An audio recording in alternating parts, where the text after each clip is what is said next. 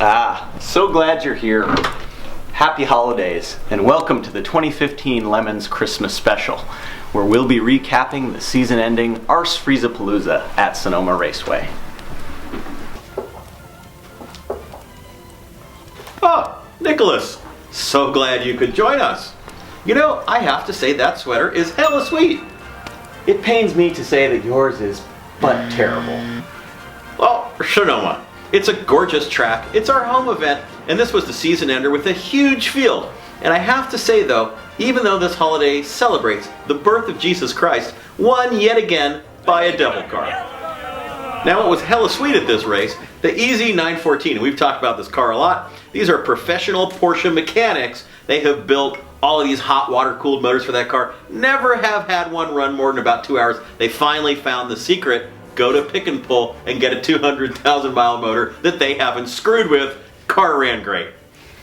One of the cars that I thought was hella sweet at this race was the Divine Winds Subaru Legacy. Now, every once in a while, So stock. every once in a while, terrible. we get a car at this race that looks like they got lost driving to the Home Depot. And I guess we're in the middle of a car race now. No modifications, no paint scheme, no nothing. A number and a roll cage, and they're out there racing. It was hella sweet.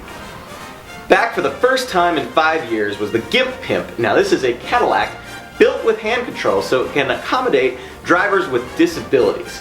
We had a Pontiac Solstice Turbo show up for this race. Now, everybody says, you cannot get a Pontiac Solstice for $500. Well, in fact, they're right. You can't get a Pontiac Solstice for $500. So we had to give them a little penalty laps. We gave them $11.4 billion. That's one for every dollar of the GM bailout.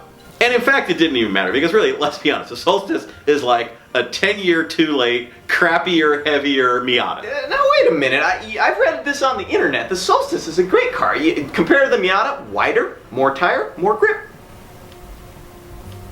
So this event also saw the launch of LeMons Aid. Now, this is a charity that we have established, and the way we see it is this. You've got a lot of families in need. They've got kind of old crappy cars and they need someone to help them fix it. They really don't have the money to keep that mobility for themselves. We've got 10,000 guys who at least think they know how to work on cars, love to work on cars. You put them all together, everybody's happy, right? And the best news is, it's been like 2 weeks, and as far as we know, none of those cars have blown up. Judge's choice went to Gas Holes and Elbows, which is one of the best team names we've seen recently. And on top of that, they had a great car. Just like the bone stock Subaru, this was a bone stock example of an even worse car, a Geo Metro. Three-cylinder. 12-inch tires, and it just went around and circulated and looked awesome. Heroic Fix went to Hella Shitty and their famous Volkswagen diesel-powered 911. They had a bit of a crashing incident and essentially smashed the whole front end of the car into like the rear jump seats, and we thought, well, we're never going to see those guys again. Sasha showed up with his Sawzall, which is always, a bad sign as far as I'm concerned. But usually it cuts the roof off. Yeah, exactly. But you know what? He did a great job. They got the thing all stretched out. They got it off the wheels. Car was back out in like 3 hours. Totally finished the race. Now, the I Got Screwed trophy, I got to give you a little background on this. So, Top Gear USA came to do an episode during this race. Now, here's the thing about TV people. They are a huge pain in the ass. You just know, we've had 15 different TV shows come to shoot at LeMons, and every time they've got huge crews, they're really needy. Oh, can you do that again? Oh, do that again with more feeling. Hey, can you stop the race while we set up this shot? Hey, can our guy get up in the tower and flag? Yeah, and it was so predictable that this was going to happen that we actually created a bingo sheet of several of these elements, such as do something again for the camera, or I'm with Top Gear USA, or having a registration issue. And like about 2 hours into the first day, we had bingo in like 3 different directions on our bingo sheet. Now, to be fair, Top Gear, they were really not nearly as bad as most of the other TV shows that have come. There's one exception, right? Here's the deal. They wanted the Stig to come in and blow everyone away. Sunday, the Stig gets in the car, at last, is hella butt slow, and blows up the car! Yeah, and at the end of the day, with all of that secrecy, it's not like the Stig is gonna be Mario damn Andretti. Yeah. In fact, he wasn't even Randy Pobst, incidentally, who showed up and said, hey, can you guys find a car for me to drive? And so we found Randy, a Crown Vic, and Randy goes out and it immediately drives 20 seconds a lap faster than the Stig, and he doesn't blow up the car. Yeah, which got Top Gear the I Got Screwed trophy for bringing a hella slow Stig. But we're not done with Top Gear yet. Now, we've done this in the past. Normally we have 3 classes at LeMons, A, B, and C, for the good, the bad, and the ugly. But for automotive journalists, we have a special class called Class F. This time we had 2 entries into Class F, Top Gear USA, and the folks from Hooniverse, who are racing under the Los Huevos Rancheros banner. So things didn't start out well for Los Huevos Rancheros, because at the start of the race their Ranchero wasn't exactly running. Right, and Top Gear was. And despite having the slow stick at the wheel, it was out there accumulating laps. Going around. Yeah. And by the time the Ranchero hit the track, they were facing a 79-0 deficit, and it was already pretty late in the day on Saturday when they did that.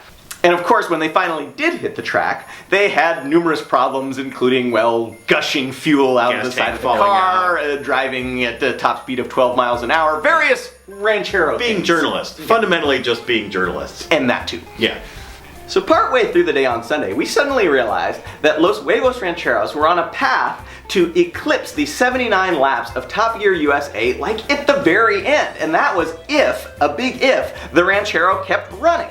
And sure enough, with the sun going down, with the minutes ticking away, with Jeff watching the clock to see when he should throw the checkered flag, that crappy ass Ranchero finished its 80th lap, passing up Top Gear USA.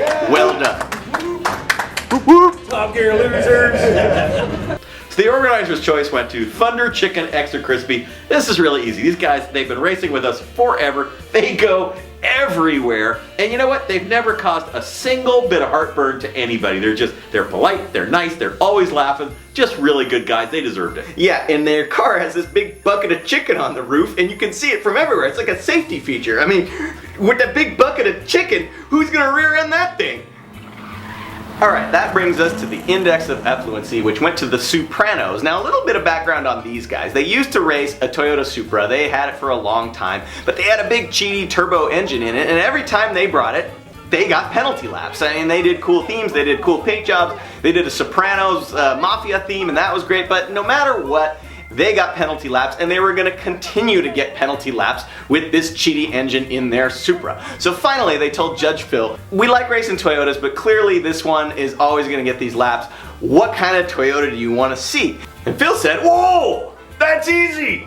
You know, my first car was a 1969 Toyota Corona. Just get one of those. Which they did. Well, a 70. It was totally bone stock, totally painfully slow. They put a cage in it, they showed up, and they drove around. And they were so slow. But here's the moral of the story. They beat Mustangs, they beat Camaros, they beat BMWs, they beat Porsches, they beat RX-7s, they beat Top Gear USA, they beat the bucket of chicken, they beat the Ranchero. Yeah, and most important out of all of that was that they had more fun racing this ridiculous little Toyota Corona than they ever did with that cheaty Supra. Yeah, there's a lesson in that. Okay, here's LeMons in a nutshell.